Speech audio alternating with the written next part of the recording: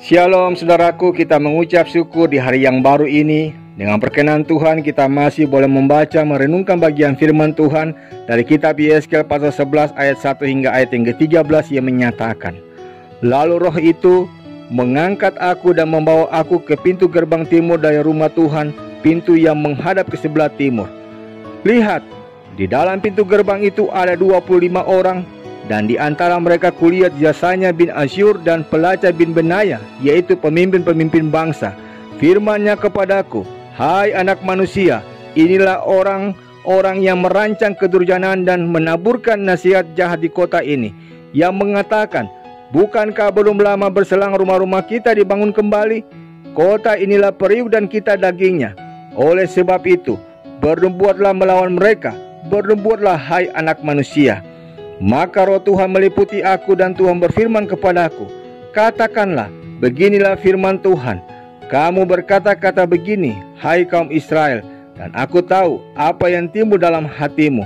Orang-orang yang kamu bunuh di kota ini bertambah banyak, dan kamu penuhi jalan-jalannya dengan mereka. Oleh sebab itu, beginilah firman Tuhan Allah, orang-orang yang kamu bunuh di kota ini, merekalah dagingnya, dan kota inilah periuk. Tetapi kamu akan kugiring keluar dari dalamnya. Kamu takut kepada pedang, tetapi aku akan mendatangkan pedang atasmu. Demikianlah firman Tuhan Allah. Aku akan menggiring kamu keluar dari dalamnya, dan menyerahkan kamu di tangan orang-orang asing, dan menjatuhkan hukuman-hukuman kepadamu. Kamu akan berebahan karena pedang, dan di tanah Israel aku akan menghukum kamu, dan kamu akan mengetahui bahwa akulah Tuhan. Kota ini tidak akan menjadi periuk bagimu, ataupun kamu seakan-akan daging di dalamnya. Di tanah Israel aku akan menghukum kamu, dan kamu akan mengetahui bahwa akulah Tuhan. Karena kelakuanmu tidak selaras dengan ketetapan-ketetapanku, dan peraturan-peraturanku tidak kamu lakukan. Bahkan engkau melakukan peraturan-peraturan bangsa-bangsa yang di sekitarmu. Maka sedang aku bernubuat, matilah Pelaca bin Benaya. Lalu aku sujud dan berseru dengan suara nyaring, kataku, aduh Tuhan Allah, apakah engkau menghabiskan sisa Israel? Demikianlah sabda Tuhan."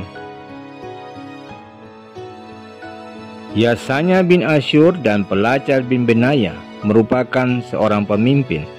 Sayangnya saudaraku, mereka menyalahgunakan kekuasaan yang dimilikinya untuk menyesatkan penduduk Yerusalem dengan rancangan kedurjanaan dan menaburkan nasihat yang jahat, sebagaimana dinyatakan di ayat yang kedua dalam bacaan kita. Oleh karena itu, sebelum Tuhan menghukum penduduk Yerusalem, maka Tuhan lebih dulu berurusan dengan Yesaya bin Asyur dan Pelaca bin Benaya yang sudah menyesatkan banyak orang. Pada saat Yeskel menyampaikan nubuatan, matilah Pelaca bin Benaya. Saudaraku, belajar dari Yesaya dan Pelaca, kita diingatkan untuk memberikan pengaruh yang baik dalam kehidupan kita. Mengapa? Karena siapapun kita adalah seorang pemimpin. Entah sebagai pemimpin yang memimpin suatu bangsa, organisasi, persekutuan, komunitas tertentu, demikian sebagai pengajar, guru, dosen di institusi pendidikan, atau pula sebagai orang tua dalam lingkup keluarga, bahkan sebagai seorang abang, kakak, teman. Demikian juga menjadi pemimpin dalam memimpin diri sendiri. Karena apapun yang keluar dari hidup kita berupa lisan dan laku kita senantiasa memberikan pengaruh kepada orang lain dalam hal positif dan negatif. Tentang hal ini, sebuah contoh di mana sejarah pernah mencatat sebuah catatan yang sangat memilukan. Dikatakan bahwa Mao Zedong dulunya adalah seorang anak sekolah minggu. Tetapi oleh karena guru sekolah minggunya suatu kali mengatai dia sebagai dalam tanda petik anjing kuning, ia lalu meninggalkan gereja dan menjadi komunis yang anti-Kristen dan membawa ratusan juta bahkan miliaran orang Cina menjadi komunis yang anti-Kristen. Karena itu melalui perenungan kita di saat ini, kita diingatkan dua hal. Yang pertama, sebagai seorang pemimpin, kita bukan hanya memerintah, namun pemimpin punya tanggung jawab yang besar untuk memastikan orang-orang yang dipimpinnya memiliki kehidupan rohani yang sehat, seperti yang dikehendaki oleh Allah. Pemimpin rohani yang menyesatkan umat akan langsung berhadapan dengan Tuhan. merekalah yang pertama kali harus mempertanggungjawabkan penyesatan yang telah dilakukannya. Sebab itu, tanggung jawab seorang pemimpin bukanlah hal yang mudah, sebab setiap hari ia harus bercermin dengan firman Tuhan dan memastikan bahwa apa yang diajarkan adalah sesuatu yang baik dan benar. Pemimpin juga harus memastikan bahwa ia tidak menyesatkan orang-orang yang dipimpinnya sehingga rencana Tuhan atas orang-orang itu menjadi gagal. Namun juga harus diingat, sekalipun demikian, kita harus tahu bahwa setiap orang diberikan kehendak bebas untuk memilih. Pada saat yang sama, orang itu juga harus bertanggung jawab atas pilihan-pilihannya itu. Bisa dikatakan bahwa setiap orang harus bertanggung jawab atas perbuatannya masing-masing. Karena itu, adalah baik dan bijak ketika kita mengikuti atau meniru hal-hal yang baik dan benar. Meniru hal yang baik membuat kita jadi baik. Meniru hal yang benar membuat kita jadi benar.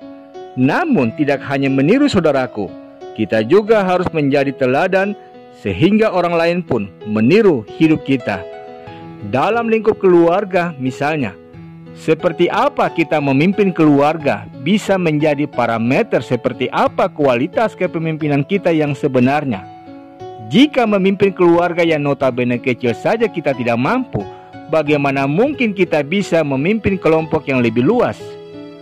Tentang hal ini disadari oleh Rasul Paulus, sehingga ia mengingatkan dalam 1 Timotius pasal yang ketiga ayat 4 dan yang kelima, kepada Timotius ia nasihatkan agar memilih penilik jemaat yang disegani dan dihormati anak-anaknya. Sebab jikalau seorang tidak tahu mengepalai keluarganya, bagaimanakah ia dapat mengurus jemaat Allah?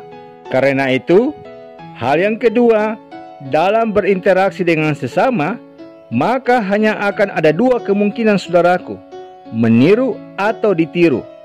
Teladanilah kehidupan orang benar, tapi kita sendiri juga harus memiliki hidup yang benar supaya kita menjadi teladan dan dapat menularkan kebenaran kepada orang lain.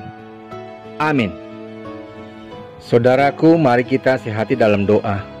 Bapa yang mulia, puji syukur kami persembahkan kepadamu untuk hari yang baru dan sabdamu yang boleh menyapa kami di saat ini. Kami memohon karuniakanlah kami hikmat-Mu sehingga kami dapat meniru hal yang baik, terlebih menjadi teladan hidup yang baik dan sesuai dengan kehendak Tuhan bagi sesama kami, sehingga baik kami dan sesama kami dapat hidup dalam anugerah berkat-Mu. Demi Kristus Yesus kami berdoa kepada Bapa dalam sorga. Amin.